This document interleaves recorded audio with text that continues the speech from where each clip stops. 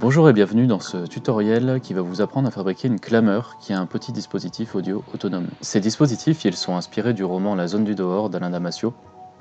Dans le livre, on parle de petits dispositifs qui déclenchent un audio quand quelqu'un passe devant. Donc c'est vu comme une autre manière de diffuser des messages qui sont plutôt des discours, des messages poétiques ou politiques, qui viennent un peu contrecarrer la publicité qu'on n'a pas demandé et qui nous a envahis dans l'espace public. J'ai trouvé ça très inspirant et j'ai essayé de le reproduire de manière la plus réaliste possible, c'est-à-dire avec un coût assez bas pour que n'importe qui puisse le fabriquer en plusieurs exemplaires. Donc dans cette version, on a un boîtier imprimé en 3D, mais évidemment il est tout à fait possible de récupérer un boîtier électrique ou n'importe quoi qui vous permettra d'avoir un boîtier étanche déjà fonctionnel et évidemment de récupérer éventuellement aussi un haut-parleur. Mais d'ici là, on va commencer par la première étape qui consiste à mettre un fichier MP3 sur la carte SD. Bonjour, ceci n'est pas un test. Donc vous pouvez utiliser absolument n'importe quelle piste audio, ça peut être de la voix, de la musique, tant que ça sort en MP3 à la fin. La seule chose qu'on va faire, c'est modifier légèrement ce son. En fait, on va ajouter un petit silence. Pourquoi ? Parce que le dispositif, en fait, vu qu'il est très simple, il va uniquement répéter votre piste audio à l'infini. Donc s'il n'y a pas de pause à la fin ou au début, s'il n'y a pas de silence, en fait, ça va se répéter sans discontinuer. Ce qui peut être très intéressant, mais ce qui n'est pas toujours désirable, notamment si vous voulez que le dispositif, pour une raison X ou Y, soit un peu discret. Donc la manière la plus simple de faire ça, c'est de prendre votre piste audio. Et une fois que vous l'avez, vous pouvez utiliser le logiciel Audacity, qui va vous permettre, comme on le montre ici, d'ajouter tout simplement un silence, donc une ou plusieurs secondes, voire minutes de silence, qui vont s'ajouter à votre piste audio.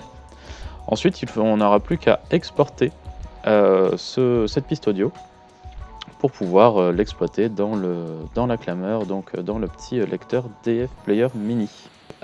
Pour fabriquer une clameur, on aura besoin d'un petit peu de matériel quand même. On aura besoin d'une boîte que vous pourrez imprimer en 3D avec les plans fournis ou n'importe quelle boîte fera l'affaire selon la destination que vous voulez lui donner. D'un fer à souder, éventuellement d'une troisième main pour tenir un peu vos câbles, des jumpers ou n'importe quel câble, ici ce sont des jumpers femelle-femelle, un coupleur 3 piles AAA, donc un DF Player Mini, une carte micro SD, un haut-parleur et 3 piles. Ici ce sont des piles rechargeables, mais évidemment n'importe quelle pile fera l'affaire. Et éventuellement également une pince à dénuder. Alors pour commencer, on va tout simplement prendre le jumper femelle-femelle si vous avez choisi de prendre ça, et le couper directement en 2 morceaux. On va dénuder nos 2 câbles.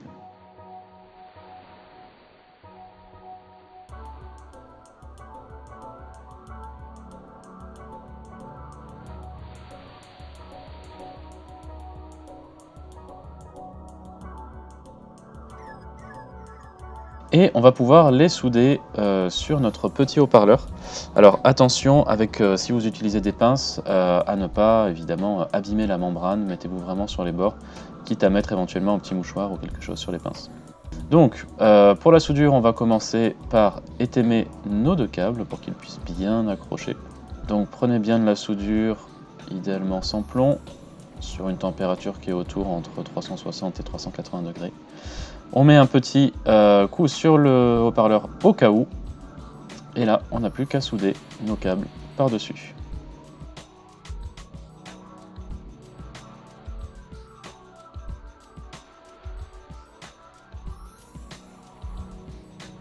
Attention à ne pas déborder. Il faudra bien repérer le plus et le moins. Ici, on a les deux sont inscrits au centre du haut-parleur, mais ça peut être inscrit juste à côté des petites pattes à souder. Il faut vraiment regarder, ne pas hésiter à regarder de près. Voilà, on a soudé notre haut-parleur et on n'a plus qu'à l'utiliser.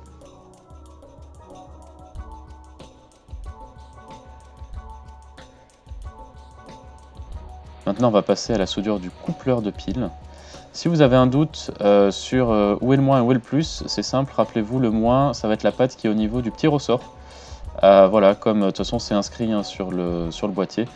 Mais voilà, comme vous avez connu probablement de multiples boîtiers de cette sorte quand vous étiez petit, c'est bien le moins ressort et le côté qui n'a pas de ressort qui est le plus. On étame à nouveau nos câbles. Voilà, on fait pas comme moi, on essaie d'avoir un cap bien droit et pas un petit cheveu qui pendouille.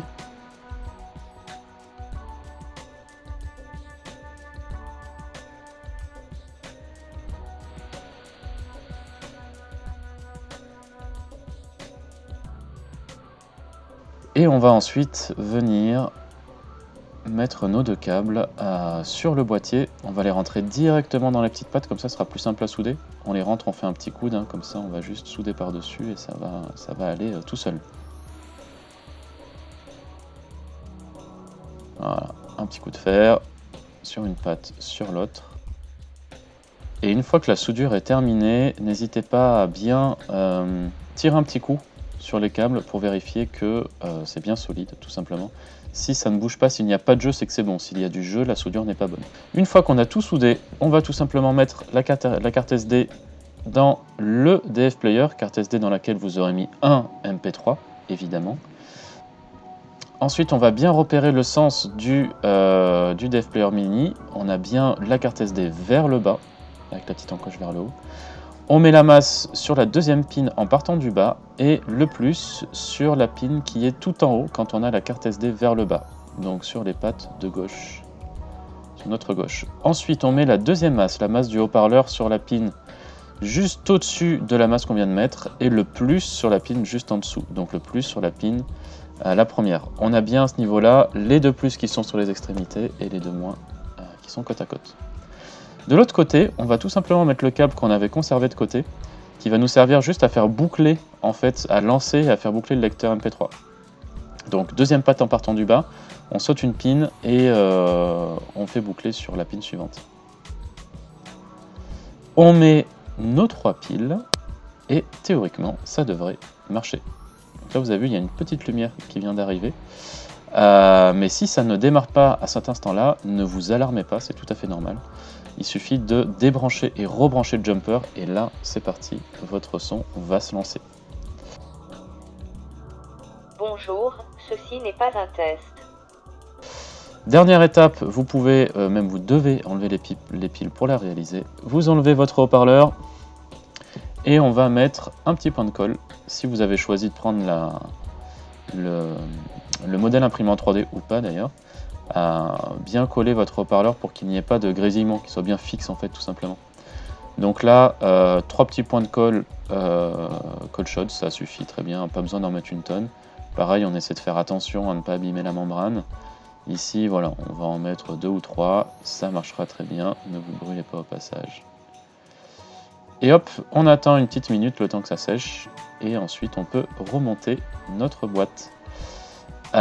Pour le boîtier, le coupeur de piles, vous pouvez choisir éventuellement de le coller ou de mettre en double face pour qu'il ne bouge pas, mais c'est évidemment pas du tout obligatoire. Vous n'avez plus qu'à rebrancher le haut-parleur et là on va pouvoir profiter du coffre que nous offre le boîtier. Donc évidemment on peut faire un boîtier plus petit, mais ça résonnera moins. Là l'idée c'est qu'on ait un peu de résonance et profiter de ça. On enlève et on remet le câble pour lancer la machine. Vous n'avez plus qu'à... Ah oui, si on met une pile, ça marche mieux. On enlève et on remet le câble pour lancer la machine. Et on referme. Et c'est parti. Votre dispositif est fonctionnel. Bonjour, ceci n'est pas un test.